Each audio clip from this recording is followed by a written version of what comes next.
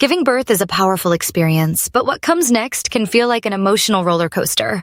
In those first few weeks, new moms often find themselves riding waves of joy and exhaustion. Sometimes all in the same day.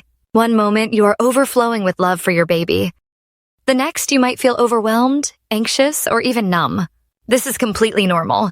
In fact, baby blues affect 70 to 80% of new moms. If you find yourself feeling sad, know that you are not alone.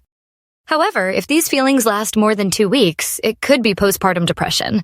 It is absolutely okay to ask for help. Physically, your body is in recovery mode. Cramps, bleeding, and exhaustion are common as your body heals. Hormones are shifting rapidly, which can lead to night sweats and mood swings. And if you are breastfeeding, that is a journey with its own challenges and rewards. You might feel like you have lost yourself, but you are still you, just in a new chapter. Surround yourself with support, talk openly, rest when you can, and accept help. Remember, there is no perfect mom, only a learning one.